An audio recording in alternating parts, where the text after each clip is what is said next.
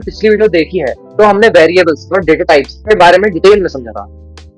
हमने सीखा था कि वेरिएबल्स में डेटा स्टोर होता है, हर वैल्यू का अपना एक डेटा टाइप होता है, जैसे int, float, string, Boolean etcetera और भी बहुत सारे।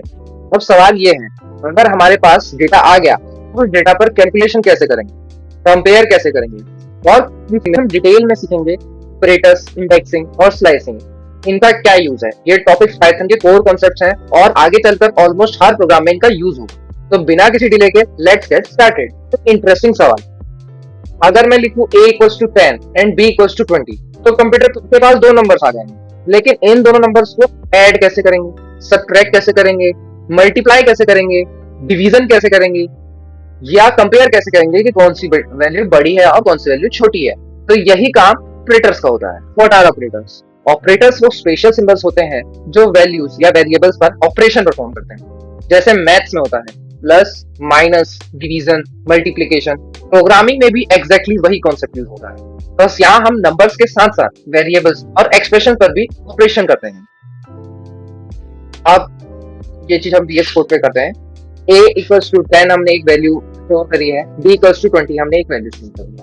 अब हम इन्हीं दोनों को एडिशन करके प्रिंट करेंगे तो हमारा आउटपुट क्या मिलेगा हमें? हमारा आउटपुट हमें 30 मिलेगा। यहाँ प्लस एक ऑपरेटर यूज हुआ है और 10 और 20 फ्रेंड्स हैं। एक क्वेश्चन है आपके लिए, अगर प्लस ऑपरेटर ही नहीं होता तो एडिशन कैसे करते? सोचिए जरा। इसलिए प्रोग्रामिंग में भी ऑपरेटर्स बहुत इंपॉर्टेंट होते हैं।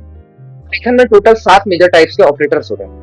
Arithmetic operator, assignment operator, comparison operator, logical operator, identity operator, membership operator, bitwise operator. First of all we will start with arithmetic operator. इसमें आपके होते हैं एडिशन, सब्ट्रैक्शन, मल्टीप्लिकेशन,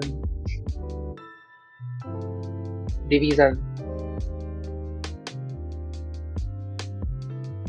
इन चार के बारे में आपको तो बहुत अच्छे से पता होगा, मगर आपके लिए 3 अरिथमेटिक ऑपरेटर्स नए यूज होंगे जिनके बारे में आपको मैं अभी थोड़ी देर में बताऊंगा। Floor, division. फ्लोर डिवीजन का सिंबल है डबल स्लैश। अब आता है आपका मॉड्यूलस, ये भी इंपॉर्टेंट है। मॉड्यूलस, इसका सिंबल है परसेंटेज। देन आपका आता है एक्सपोनेंट, ठीक है, एक्सपोनेंट का सिंबल। अब मैं आपका स्टार्ट करता हूँ ऐड से। तो हमने दो वेरिएबल्स दिए हैं जिनकी एक की वैल्यू है 25, एक की वैल्यू है 10। अब हम इन दोनों वेरिएबल्स को अगर ऐड करते हैं, अब हम इन दोनों वेरिएबल्स ऐड करेंगे तो हमारा आउटपुट क्या आएगा? 35, क्योंकि पहला 25 था, दूसरा 10। 25 प्लस 10 35 हो जाएगा। अब हम इन्हीं दोनों को सब्ट्रैक्ट करेंगे, हमारा आउटपुट क्या आएगा? 15 आएगा। मल्टीप्लिकेशन में भी वही है, इसका आउटपुट हमें 250 मिलेगा, ठीक है। अब हम इस रीजन यूज करेंगे तो हमें आंसर क्या मिलेगा? 2.5। इन चारों के बारे में पहले से जानते थे और हमने इसके बारे में एक्सप्लोर कर लिया। अब हम फ्लोर डिवीजन अगर यूज करते हैं तो फ्लोर डिवीजन में क्या होगा? फ्लोर डिवीजन में क्या होगा? जो हमारी यहाँ 2.5 वैल्यू आ रही थी वो अब 2 आएगी। ये 2 क्यों आ रही है इसके बारे में मैं आपको एक्सप्लेन करना चाहता हूँ। 25 डिवाइडेड बाई 10 हमारा डिवीजन में 2.5 होता है। अब हम फ्लोर डिवीजन पे आते हैं। तो फ्लोर डिवीजन का क्या काम? फ्लोर डिवीजन का काम है कि डेसिमल को हटा देगा और जो डेसिमल के एक्सेप्ट जो वैल्यू रह रही है उसको ये आउटपुट में प्रिंट करके देगा। तो आपको ये समझ में आ चुका होगा अब तक। मॉड्यूलस, अब हम मॉड्यूलस को यूज कर रहे हैं। तो मॉड्यूलस का मीनिंग ये है कि जब हम 25 को हम 10 से डिवाइड कर रहे हैं तो हमारा आउटपुट क्या मिलेगा? हम 10 टू द 20 हमें पता है 20 होगा और हमारा रिमाइंडर क्या रहता है? 5। तो ये हमारा रिमाइंडर शो करेगा मॉड्यूलस। अब हमारा एक्सपोनेंट, अगर a की वैल्यू 10 है, b की वैल्यू 2 है तो हमें आउटपुट क्या मिलेगा? आउटपुट हमें 100 मिलेगा, क्योंकि एक्सपोनेंट का क्या काम है? एक्सपोनेंट 10 की पावर 2, 10 की पावर 2 क्या होगी? 100 होगी। हम मूव करते हैं अपने सेकंड टॉपिक पे जो कि है असाइनमेंट ऑपरेटर। असाइनमेंट ऑपरेटर में हमारा सबसे पहला सिंबल है equals to, plus equals to, minus equals to, multiply equals to, division equals to, modulus equals to, floor division equals to, exponent equals to, ठीक है। इनका मैं काम आपको समझाऊंगा। सबसे पहला है हमारा इक्वल्स टू। तो इक्वल्स वेरिएबल को स्टोर करना, ठीक है। a को हमने 10 स्टोर कर दिया। आगे चलते हैं, हम इस पे a प्लस इक्वल्स टू 2 करेंगे। अब अगर हम इसे प्रिंट करेंगे तो हमारा आउटपुट क्या है? इसमें 12 कैसा आ रहा है? तो a प्लस इक्वल्स टू 2 लिखा था जहां, मतलब ये है जहां पे a थी वैल्यू उसी में हम 2 को ऐड कर रहे हैं। ठीक है, अगर हम इसमें a equals to a plus 2 लिखते हैं तो भी आंसर सेम आता। अब यहीं पे a माइनस इक्वल्स टू 2 करते तो हमारा आउटपुट आता 8। ठीक है, माइनस यूज कर लिया, क्या आया 8। तो जहां पे हमारा प्लस हो रहा था वहीं हमारा माइनस हो जाएगा। अब यहाँ पे अगर हम फ्लोर डिवीजन यूज करते हैं तो हमारा आउटपुट क्या आएगा 5। अब यहाँ पे अगर हम डिवाइड करते 10 को 2 से डिवाइड करते तो हमारा 5 आता। फ्लोर डिवीजन में क्या है, फ्लोर डिवीजन का मतलब ये है कि ये डेसिमल के पार्ट को रिमूव करता है, तो यहाँ पे कोई डेसिमल का पार्ट था ही नहीं, तो ये फ्लोर डिवीजन में भी वही आउटपुट देगा। मॉड्यूलस में इसका आंसर आएगा 0। 0 क्यों आएगा, क्योंकि जो 10 है वो 2 से डिविजिबल है, तो इसलिए वो 0 आउटपुट देगा। अब हम एक्सपोनेंट यूज करते हैं, एक्सपोनेंट में हमें ये आउटपुट देगा 100। ठीक है, क्योंकि 10 के पावर 200। तो हम मूव करते हैं अपने थर्ड टॉपिक पे, जो कि है कंपैरिजन ऑपरेटर्स। कंपैरिजन ऑपरेटर्स में सबसे पहला ऑपरेटर हम यूज कर रहे हैं इक्वल्स टू, देन हम यूज कर रहे हैं नॉट इक्वल्स टू, देन हम यूज कर रहे हैं ग्रेटर देन हम यूज कर रहे हैं लेस देन हम यूज कर रहे हैं greater than equals to, and then use कर रहे हैं लेस देन इक्वल्स टू। तो फर्स्ट फॉर एन एग्जांपल हम a इक्वल्स टू 10 एक वैल्यू ले रहे हैं और b इक्वल्स टू 15 एक वैल्यू ले रहे हैं। ठीक है, जब हम print a equals to b करें तो हमें आउटपुट क्या मिलेगा। a को जब हम b के हम इक्वल, हम ये देखना चाह रहे हैं कि a b के इक्वल है कि नहीं, हम दो वैल्यूज को कंपेयर कर रहे हैं कि फॉल्स। ये फॉल्स क्यों आया, 10 कभी 15 के इक्वल होगा नहीं। ये आप क्वेश्चन अपने से करोगे तो आपको ज्यादा अच्छे से पता चलेगा। अब हम यहाँ पे नॉट इक्वल्स टू लगा देते हैं तो ये ट्रू बताएगा, क्योंकि 10 15 के इक्वल कभी भी नहीं होगा। जब हम यहाँ पे 10 इज ग्रेटर देन 15 देखेंगे तो 10 कभी भी 15 से बड़ा होगा नहीं। अब हम देखेंगे b हमारा a से बड़ा है, हाँ ये होगा क्योंकि 15 10 से ग्रेटर देन होता है। अब यहाँ पे हम less than equals to use करते हैं कि 10 15 के 3 से लेस है या फिर उसके इक्वल्स टू है। दो ऑपरेंड्स इसने दोनों यूज कर लिए हैं कि 10 या तो ग्रेटर देन हो 15 से या तो इक्वल्स टू हो, ये दोनों चॉइसों को पूरी करेगा। तो फिर इसका आउटपुट क्या मिलेगा, फॉल्स, क्योंकि 10 कभी भी 15 से बड़ा भी नहीं होगा और इक्वल्स टू भी नहीं होगा। ठीक है, अब हम ये ऑपरेटर यूज करते हैं तो इक्वल्स टू तो नहीं होगा मगर ग्रेटर होगा। अगर हम यहाँ पे 15 ले लेते और ये सवाल हम इधर ये पूछ रहे तो ये हमें ट्रू देता, क्योंकि ये एक तरीके से और ऑपरेटर की तरह काम कर रहा है। और ऑपरेटर का काम है ये दोनों ऑपरेटर्स को कंपेयर करेगा कि या तो इक्वल्स टू हो जाए, ये तो ग्रेटर देन हो जाए, या तो लेस देन हो जाए, या तो इक्वल्स टू हो जाए। तो है लॉजिकल ऑपरेटर्स में। लॉजिकल ऑपरेटर्स 3 टाइप्स के होते हैं, जो कि है एंड, और एंड नॉट। एंड का क्या काम है, a इक्वल्स टू 20 ले रहे हैं हम, b इक्वल्स टू ट्रू ले रहे हैं। ठीक है, हम यहाँ प्रिंट करना चाह रहे हैं कि a हमारा ग्रेटर देन इक्वल्स टू 25 होना चाहिए एंड b होना चाहिए। इसका काम यह है कि हमारी दोनों कंडीशन ट्रू होनी चाहिए। जब हमारी दोनों कंडीशन ट्रू होगी तब ये हमारा ट्रू आंसर देगा। तो हमारी पहली कंडीशन थी कि a greater than equals to 25 है। a हमारा ग्रेटर देन इक्वल्स टू 25 है नहीं, क्योंकि a की वैल्यू 20 है और b की वैल्यू ट्रू है, तो ये ट्रू को तो यहाँ प्रिंट करेगा। मगर यहाँ पे हम जब फॉल्स एंड ट्रू को कंपेयर करेंगे तो ये हमें हमारा आंसर हमेशा फॉल्स देगा। और यहीं अगर हम 20 लेते हैं तो ये हमें ट्रू दिखा देता, क्योंकि ये इक्वल्स टू 20 तो है ही।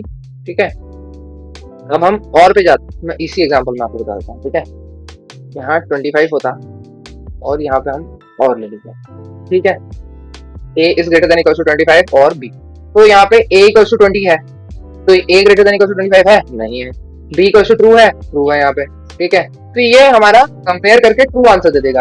और का क्या मतलब है, वो देखता है कि दोनों में से जो भी वैल्यू हमारी ट्रू हो रही होगी वो उसको प्रिंट कर देगा। ठीक है,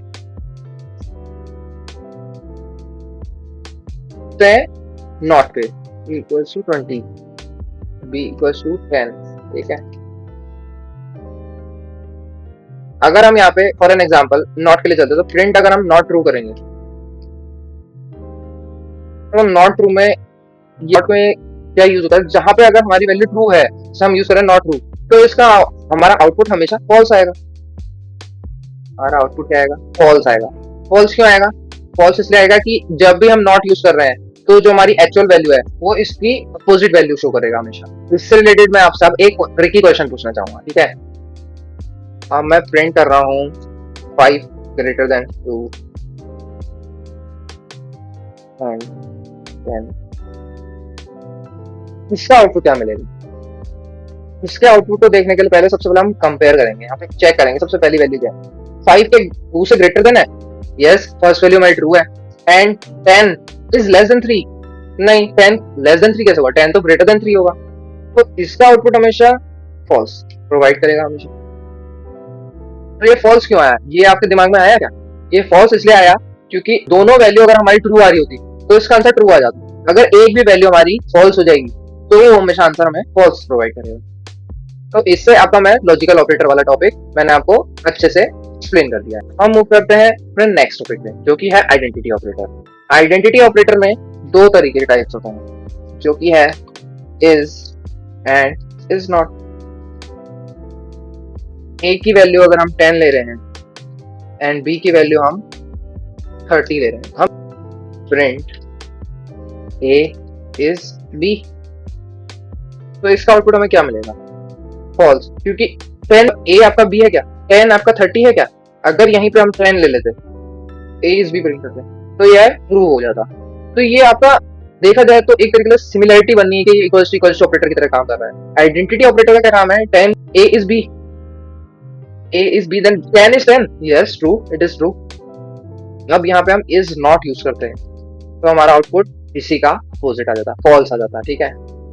जो हमने पहले एग्जांपल लिया था उसके अकॉर्डिंग हमारा ट्रू आ जाता, क्योंकि 10 30 तो कभी हो नहीं सकता है, ठीक है। अब एक और एग्जांपल, ए को अगर हम ट्रू लेते हैं, ठीक है, बी को हम लेते हैं फॉल्स, ठीक है। ए को हमने लिया ट्रू, बी को लिया false, print A is B, A false हो जाता। ए कभी बी ट्रू फॉल्स है क्या, नहीं, ट्रू फॉल्स कैसे हो सकता है, फॉल्स हो ही नहीं सकता। ये आपको क्वेश्चन अपने माइंड में बार बार पूछना पड़ेगा तब जाके आपको पता चलेगा कि ये चीज होगी या नहीं होगी। इज नॉट है, ठीक है, true is not false, yes it is true, true कभी फॉल्स हो ही नहीं सकता है, ट्रू ट्रू ही रहेगा, फॉल्स फॉल्स ही रहेगा, ठीक है। अब हम मूव करते हैं अपने नेक्स्ट टॉपिक पे जो कि है मेंबरशिप ऑपरेटर। मेंबरशिप ऑपरेटर में क्या होता है, मेंबरशिप ऑपरेटर 2 टाइप्स का होता है, एक होता है इन, एक होता है नॉट इन, ठीक है। मैं a इक्वल टू पाइथन एक स्ट्रिंग स्टोर कर रहा हूँ, ठीक है। अब मैं देखना चाहता हूँ प्रिंट p इन a, ये ट्रू हो जाएगा। पाइथन में आपको एक कैरेक्टर p मिल रहा है, हाँ मिल रहा है, क्यों नहीं मिल रहा है, तो ये आपका ट्रू दे देगा। यही अगर हम नॉट इन यूज करते हैं तो ये आउटपुट आपको फॉल्स दे देगा, ठीक है। अब मैं आपको बताता हूँ ये केस सेंसिटिव कैसे है। अगर हम यहाँ पे स्मॉल p यूज कर देते हैं, ठीक है, तो हमें फॉल्स दे देता, ठीक है। कैपिटल p वैल्यू दी तो वो स्मॉल p आपको कभी देगा ही नहीं, कैपिटल p ही देगा। अब यहाँ पे हम नॉट इन दे देते हैं, नॉट इन देते तो आपको ये ट्रू बता देता क्योंकि स्मॉल p तो है ही नहीं ना पाइथन में। इसको मैं आपको एक और एग्जांपल के थ्रू आपको एक्सप्लेन करता हूँ, ठीक है। अगर आप b इक्वल्स टू लिस्ट बना रहे हो 10, 20, 30, 40, ठीक है। अब आप देखना चाहते हो प्रिंट 20 इन ए, तो आप एक आपने लिस्ट बनाई बी जिसमें आपने 4 वेरिएबल्स 4 वैल्यू स्टोर करी 10, 20, 30, 40। अब आप देखना चाहते हो कि जो 21 वैल्यू है आपकी बी में है कि नहीं है, बी में है कि नहीं, ये आएगा ट्रू। तो ये ट्रू क्यों आया, ट्रू इसलिए आया क्योंकि जो बी में 10, 20, 30, 40 आपने स्टोर करा है उस बी, तो अब आप यहाँ पे नॉट इन यूज करते हैं तो ये आपका फॉल्स दिखा देगा। तो ये तो बेसिक सा था, इसमें कोई आपको प्रॉब्लम आएगी नहीं मेंबरशिप ऑपरेटर। हम मूव करते हैं अपने नेक्स्ट टॉपिक पे जो कि है बिटवाइज ऑपरेटर, जो कि सबसे इंपॉर्टेंट टॉपिक है ऑपरेटर्स का, ठीक है, क्योंकि इससे बहुत क्वेश्चंस आते हैं। तो सबसे पहला आपका बिटवाइज एंड, सेकंड है आपका बिटवाइज और, थर्ड है बिटवाइज नॉट, देन है आपका bitwise XOR, left shift and right shift, ठीक है। बिटवाइज ऐड में मूव करते हैं, इसके लिए हम एग्जांपल देंगे a इक्वल्स टू 5 ले रहे हैं और b इक्वल्स टू 3 है, ठीक है। तो हम प्रिंट कर रहे हैं a और बिटवाइज एंड, ठीक है। इसका आउटपुट क्या मिलेगा, 5 को हम कैसे लिखेंगे, 101 की फॉर्म में लिखेंगे, बिटवाइज की फॉर्म में देखना है, ठीक है। चेक कर लो आपको सही है ना, 101 प्लस 011, ठीक है। इसका आंसर ये आना चाहिए, इसलिए आना चाहिए, इसको हम 1 लिखते हैं वैसे, ठीक है। इसका आंसर ये, मैं इसको रन करके दिखाया। तो ये 1 कैसे आया मैं आपको समझाता हूँ, ठीक है। ये 1 कैसे आया, मैंने आपको बताया ना, 101 लिया मैंने और सेकंड लिया 011, 101 आपका ये 5 था, ठीक है, 101 आपका 5 था और 011 आपका 3 था, ठीक है। तो जब हम इसको लेफ्ट साइड से देखेंगे तो 1 और 1 क्या आ रहा है हमारा, 1 और 1 हमें हमेशा 1 देगा, इसको आप मल्टीप्लाई के वे में आप इसको याद करो। 1 और 1 क्या देगा? 1 दे देगा। 0 1 क्या देगा? 0 दे देगा। ठीक है, और 1 और 0 तो 0 ही देगा, इसलिए इसका आंसर आपको 1 मिलेगा। ठीक है, अब मैं इसको और मैं भी बता देता हूँ। ए अगर हम 5 ले रहे हैं, बी 3 ले रहे हैं। ठीक है, अब हम यहाँ पे और ऑपरेटर को हम ऐसे यूज करते हैं। ठीक है, अब हम 101 वही 101 प्लस 0 1 1 करना पड़ेगा। ठीक है, तो यहाँ पे इसी का अपोजिट हो जाएगा। 1 और 1 तो 1 ही रहेगा। ठीक है, 0 1 आपका 1 हो जाएगा। इसमें और मैं आप समझ लो एडिशन हो रही है। 0 और 1 को हम ऐड करेंगे तो क्या आएगा? 1 आएगा, और हम 1 और 0 को ऐड करेंगे तो हमें 1 मिलेगा। तो इसका आंसर क्या मिलेगा आपको? 7। एक बार आप इसको चेक भी कर सकते हो। ठीक है, मैं इसको चेक कर लेता हूँ। तो इसका आंसर क्या है? 7 है। तो आप मेरे मेथड को भी यूज कर सकते हो। बाकी आप कोई भी एंड में आपको मल्टीप्लिकेशन के थ्रू आपको समझना है और के थ्रू आपको एडिशन के थ्रू समझना है। ठीक है, मैंने आपको दोनों चीजें बता दी। मैं चलता हूँ बिट वाइज नॉट पे।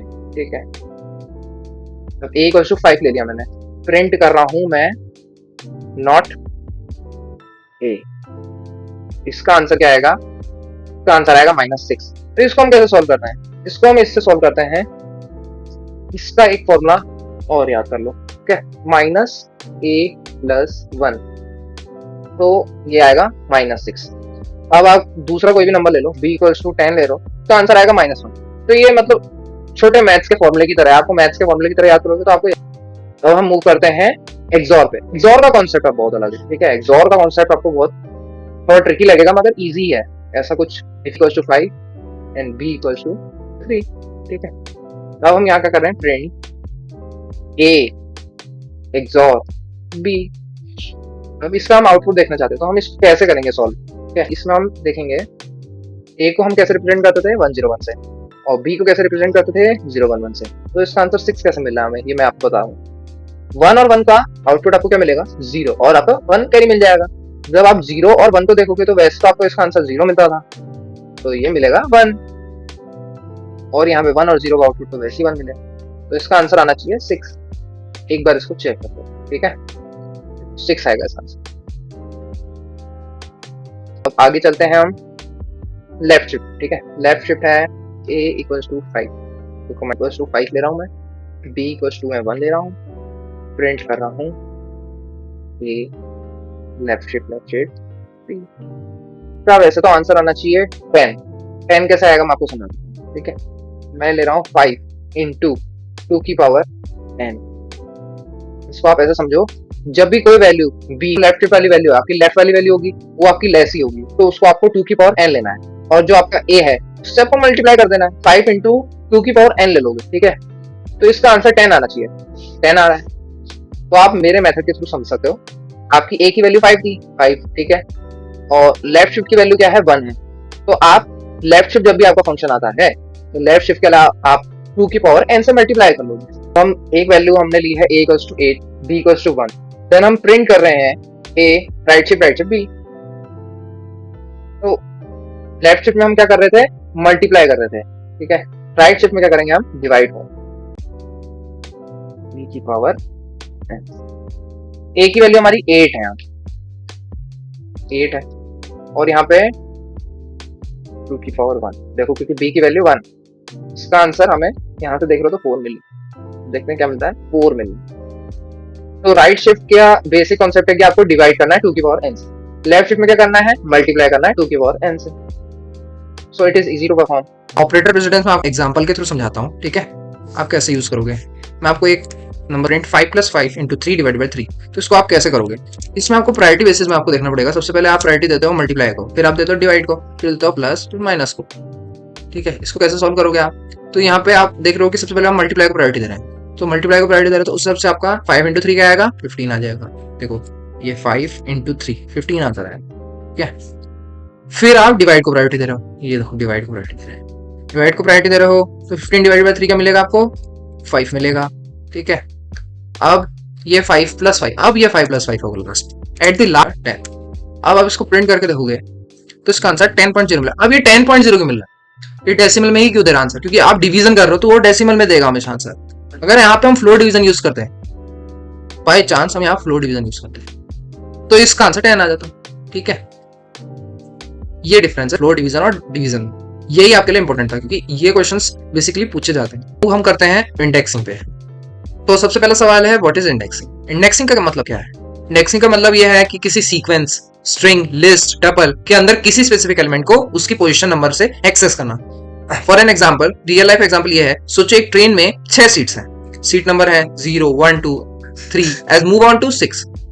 अगर मैं बोलूं मुझे सीट नंबर 3 पर जाना है, तो मैं पूरी ट्रेन पर तो नहीं, ट्रेन की सीट्स पे तो नहीं जाऊंगा, मैं सीट नंबर 3 पे ही जाऊंगा और उसी को ऑक्यूपाई करूंगा। पाइथन का भी काम यही है।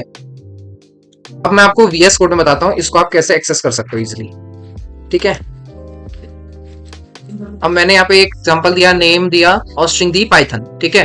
अब मैंने यहाँ पे आपको कमेंटिंग करके मैं बता देता हूँ। मैंने यहाँ PYTHON अलग अलग सेपरेट करके दिखा दिया, ठीक है। अब P के नीचे 0 आएगी इंडेक्सिंग, Y के नीचे 1 आएगी, T के नीचे 2 आएगी, H के नीचे 3 आएगी और O के नीचे 4 और इसके नीचे 5 आएगी, N के नीचे। तो ये हम इंडेक्सिंग कैसे कर पा रहे हैं? पाइथन में जब भी आप इंडेक्सिंग करोगे तो हमेशा 0 से स्टार्ट होगी और N पे एंड करेगी। N मतलब जब आप प्रिंट करोगे नेम पे 0, तो इसका आंसर क्या आएगा? इसका आंसर आपको P आएगा, ठीक है। ये दो, इसका आंसर आ रहा है P।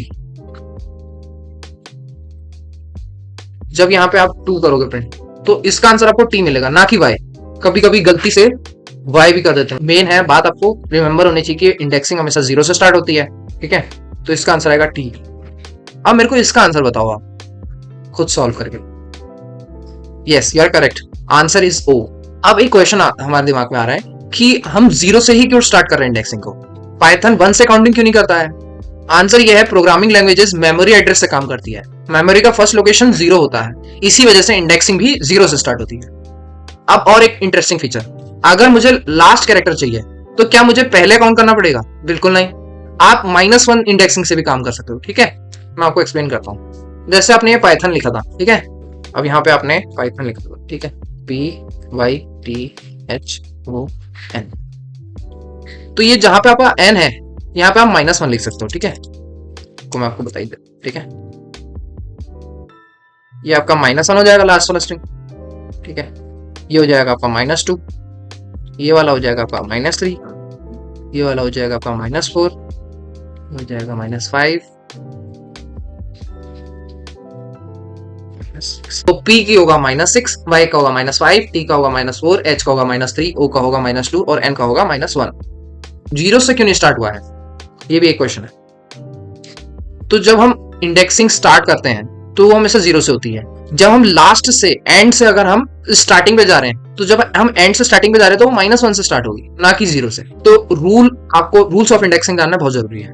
रूल नंबर 1 ये है, इंडेक्स स्टार्ट्स फ्रॉम 0। और रूल 2 है, negative indexing start from -1।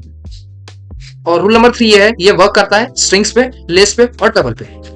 Rule number 4 ये है कि set and dictionary don't support indexing, because set unordered होता है, डिक्शनरी की वैल्यू पेयर होता है, इसलिए इनमें इंडेक्सिंग नहीं होती है। अब हम स्टार्ट करते हैं लिस्ट इंडेक्सिंग से। लिस्ट इंडेक्सिंग में क्या होगा, हम नंबर्स लेंगे 10 20 30 40 50, ठीक है। हम क्या कर रहे हैं, प्रिंट करना चाहते हैं नंबर्स में से 2, ठीक है। इसको मैं समझा देता हूँ आपको। नंबर्स एक वेरिएबल लिया है हमने और नंबर्स के अंदर हमने वैल्यू स्टोर करी है 10 20 30 40 50। ये लिस्ट बनाई है हमने, ठीक है। अब जब हम प्रिंट करेंगे वेरिएबल नंबर्स में से सेकंड इंडेक्सिंग पे, तो हमारा आउटपुट क्या आएगा? इसका आउटपुट आएगा 30। तो 30 क्यों आएगा? 30 इसलिए आएगा क्योंकि ये जो 10 है वो 0 से स्टार्ट होता है, 20 आपका 1 से होता है और 30 आपका 2 पे होता है, इसलिए आपका आंसर 30 आएगा। इसका आंसर मैं कमेंट करके 30 लिख देता हूँ, ठीक है। टपल में भी आपको टपल इंडेक्सिंग का भी एक एग्जांपल देता हूँ। जब आप अगर टपल्स ले रहे हो तो टपल्स को आप हमेशा पैरेंथेसिस में लेते हो, 10 20 30 90, ठीक। अब जब आप प्रिंट कर रहे हो यहाँ टपल्स, ठीक है, पल्स ले रहे हो और इसमें प्रिंट कर रहे हो -1, इसका आंसर 90 आएगा। पहले वाले का भी 30 इसने आंसर बता दिया क्योंकि मैंने पहले वाला कमेंट डाउन नहीं करा, ठीक है। ये -1 मैंने करा तो फिर 90 आया, क्योंकि जब हम लास्ट पे जाते हैं तो हम नेगेटिव इंडेक्सिंग भी यूज करते हैं। नेगेटिव इंडेक्सिंग का मतलब, अगर नेगेटिव इंडेक्सिंग में -1 आया तो ये आपका लास्ट नंबर ऑफ एलिमेंट है। मैंने आपको पॉजिटिव इंडेक्सिंग और नेगेटिव इंडेक्सिंग तो समझाई है, ठीक है। अब अगर हम सिटी इक्वल्स टू दिल्ली ले रहे हैं, ठीक है, और हम प्रिंट करना चाहते हैं सिटी में से 6th वर्ड, तो इसका आउटपुट क्या होगा? इसका आउटपुट आपका इंडेक्स एरर आना चाहिए। इंडेक्स एरर क्यों आएगा ये मैं आपको समझाता हूं, ठीक है। सबसे पहले मैं इसे कमेंट डाउन करता हूं तो आपको कोई कंफ्यूजन नहीं होगी। देखो इंडेक्स एरर दिखा रहा है ना, ये इंडेक्स एरर इसलिए दिखा रहा है क्योंकि ये बताएगा index out of range. Index out of range इसलिए बताएगा क्योंकि जब हम दिल्ली पे मूव कर रहे हैं तो ये दिल्ली में जो डी है वो 0 होता है, ई आपका 1 होता है इंडेक्सिंग में, एल आपका 2 होगा, एच आपका 3 होगा और आई आपका 4 होगा। तो ये 4 तक ही जाएगा, ना कि 6 तक जाए, इसलिए वो आपको इंडेक्स एरर शो करेगा, ठीक है। तो इंडेक्सिंग में भी अभी एक और पार्ट है, वो है स्लाइसिंग। तो स्लाइसिंग बहुत इंपॉर्टेंट है। स्लाइसिंग का मतलब ये है कि किसी सीक्वेंस, स्ट्रिंग, लिस्ट या टपल में एक पोर्शन को निकालना। जैसे अगर कोई पिज्जा है, उसमें से जैसे अगर 5 पीसेस है किसी पिज्जा में, ठीक है,